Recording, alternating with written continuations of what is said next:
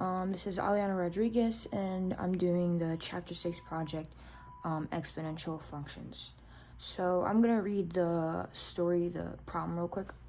Suppose a new virus has been created and initially infects 100 computers in a large corporation through a single email. Let t equals 0 be the time of the initial infection, and suppose the number of computers infected in the corporation doubles every 47 minutes. The infection is finally brought under control 6 hours later. So, the first question says, how many computers are infected at the 1 hour mark? So, from what I just read, we're going to be using the exponential function formula, which, with all the information they gave us, would look like this. C for computers times t for time equals 100x times 2 to the power of t over 47. So 100 is it said 100 computers initially get infected, and then it said that the number of computers infected doubles every 47 minutes. So 47 is going to be right here, and then t is the time. So with number 1, it says how many computers are infected at the 1 hour mark.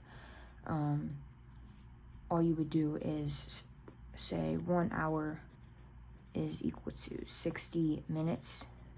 So that means we're going to use the 60 minutes as our t. So it would look c times t equals 100x times 2 to the power of, since our t is 60, over 47. Then if you plug all this into your calculator, you would get c times t equals 242.26.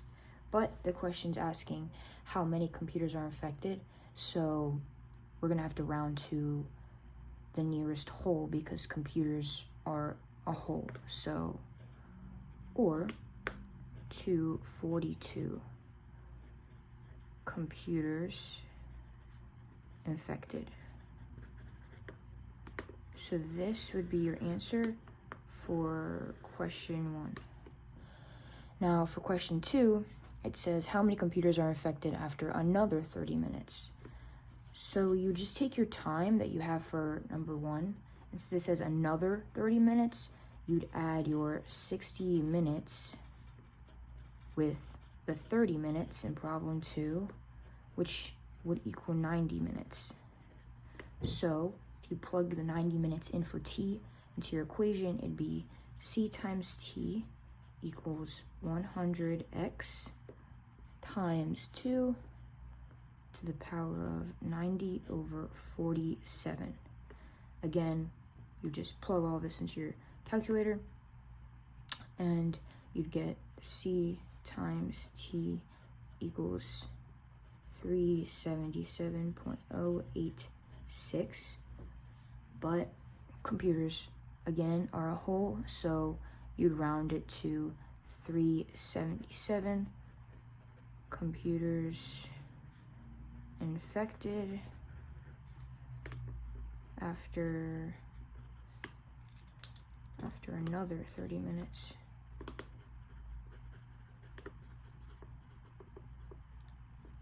So this would be your answer for problem 2. Now number 3 says how many computers are infected when the virus is finally brought under control.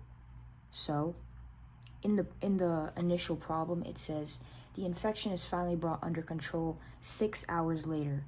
So our t would be 6 hours, but you can see that we have a pattern here, 60 minutes, 90 minutes. So we'd have to change that 6 hours into minutes, and the way to do that would just be 6 hours times 60 minutes, because there's 60 minutes in an hour, and that would give you 360 minutes. So this is your t for number 3. So again, just plug that into your original equation. C times t equals 100x times 2 to the power of 360 over 47. Again, solve, and you get c times t equals 20219.082. And then again, just round to the nearest whole because we're talking about computers, and that would be 20,219 computers infected after the virus is brought under control. And that's your answer for question number 3. And then the last question, number 4, says a second virus is detected a week later and the number of computers it infects T minutes after initial infection is estimated to be 50. Okay, so this is the formula given is 50 e to the power of t over 110. I didn't do anything. This is just the equation that they said in the problem. And then the question is, to the nearest minute, what is the doubling time for this virus? So, to solve this, we're going to start with when t equals 0 minutes, because it's asking for the doubling time. So first we have to start with the initial infection. So that's when t equals 0 minutes. So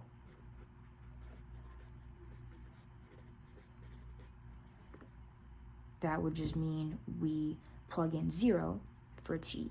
So p times 0 equals 50 e to the power of 0 over 110. And then if you plug that into your calculator, you just get 50 because it's 0. So, and then this, after you have the initial, you double it because the question is asking for doubling time. So 50 times 2 equals 100. So then you just put that into your formula. So 100 divided by 50 equals e t over 110. Simplify, so 100 divided by 2 is, or divided by 50 is 2, and bring down all of this. And then we take the natural logarithm of it, so it'd be ln times 2 equals ln times e to the power of t over 110.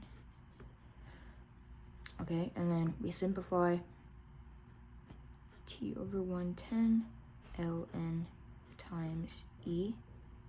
Again, simplify t over 110 times 1.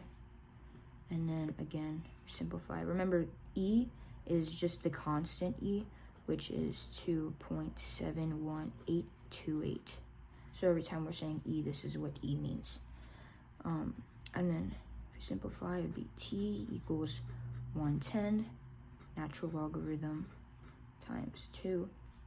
If you plug that into your calculator, you get 76.25 minutes.